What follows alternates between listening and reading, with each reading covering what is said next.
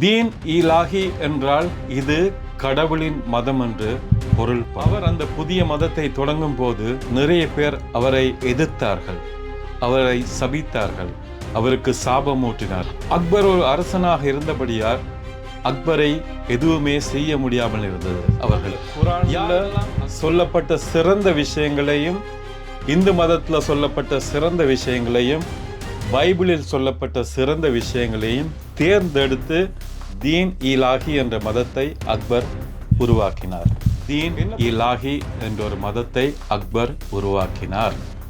அந்த மதம் இஸ்லாம் மதத்திலிருந்து அதை பிரித்தெடுத்து அக்பர் உருவாக்கிய ஒரு மதம்தான் தீன் இலாஹி.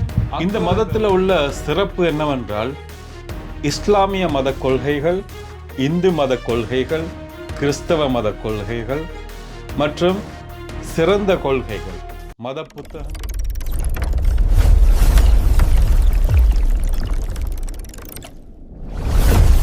முகலாய பேரரசர் அக்பரால் உருவாக்கப்பட்ட ஒரு இனிய மதம் தீன் இலாஹி என்ற ஒரு மதத்தை அக்பர் உருவாக்கினார். அந்த மதம் இஸ்லாம் மதத்திலிருந்து அதை பிரித்தெடுத்து அக்பர் உருவாக்கிய ஒரு மதம்தான் தீன் இலாஹி. அக்பர் என்பவர் முகலாய பேரரசின் மன்னராக இருந்தவர். தீன் இலாஹி என்றால் இது கடவுளின் மதம் என்று பொருள்படும். அக்பர் இந்த மதத்தை 1582 ஆண்டு இந்த மதத்தை தொடங்கினார். இந்த மதத்தில் உள்ள சிறப்பு என்னவென்றால், இஸ்லாமிய மத கொள்கைகள், இந்து மத கொள்கைகள், கிறிஸ்தவ மத கொள்கைகள் மற்றும் சிறந்த கொள்கைகள், மத புத்தகங்களில் இடம்பெறாத சிறந்த கொள்கைகள் அனைத்தையும் தேர்வு செய்து, சரியா, அதில் இஸ்லாமில் குர்ஆனில் சொல்லப்பட்ட சிறந்த விஷயங்களையும், இந்து மதத்தில் சொல்லப்பட்ட சிறந்த விஷயங்களையும், பைபிளில் சொல்லப்பட்ட சிறந்த விஷயங்களையும் தேர்ந்தெடுத்து தீன் இலாஹி என்ற மதத்தை அக்பர் உருவாக்கினார். என்னை பொறுத்தவரை இது ஒரு சிறந்த விடயம். ஏனென்றால் சில விடயங்கள் எங்கிருந்தாலும் அதை ஆதரிக்க வேண்டும்.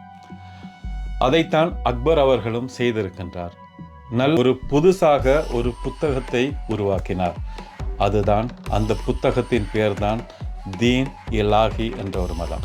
அக்பர் என்பவர் 3வது முகலாய பேரரசர். இவருடைய ஆட்சி 1556 ஆண்டிலிருந்து 1605 ஆண்டு வரை இவருடைய ஆட்சி இந்தியாவிலே இவருடைய தந்தை உமாயூன் ஆட்சி செய்து கொண்டிருந்தார். அக்பர் 14 வயது இருக்கும்போது 14 வயதிலேயே மன்னராக முடிசூட்டிக் கொள்கின்றார். இலக்கியங்கள் என்றால் மிகவும் ரொம்ப பிடிக்கும்.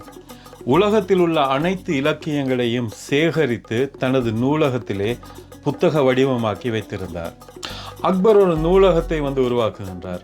ஒரு பெரிய நூலகம் ஒன்றை அக்பர் உருவாக்குகின்றார். அந்த நூலகத்திலே பல நாட்டு மொழிகளைச் சேர்ந்த புத்தகங்களும் அந்த நூலகத்திலே இடம்பெறுகின்றன.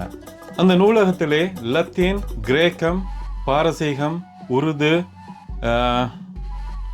சமஸ்கிருதம், பல மொழிகளைச் சேர்ந்த நூல்கள் அவருடைய நூலகத்திலே இடம்பெற்றன. அக்பருக்கு பிறகு அவருடைய மகன் சலீம் அவர்கள் ஆட்சிக்கு வருகின்றார். அவரே பின்னாளில் ஜஹாங்கீர் என்ற ஒரு சிறந்த மன்னராக பெயர் பெறுகின்றார். அவருடைய சிந்தனைகள் சிறப்பாக இருந்தபடியால் எல்லா மதத்தையும் ஆராய்ச்சி பண்ணினார்.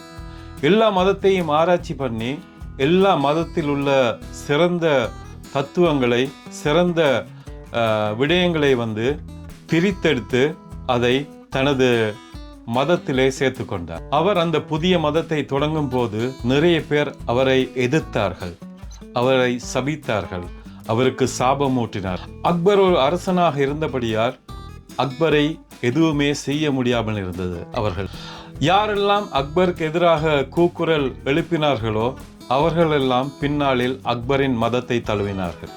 அக்பர் அவர்கள் எல்லா மதங்களிலும் மூட நம்பிக்கைகள், எதிர்மறை எண்ணங்கள் இருப்பதை அவர் உணர்ந்தார்.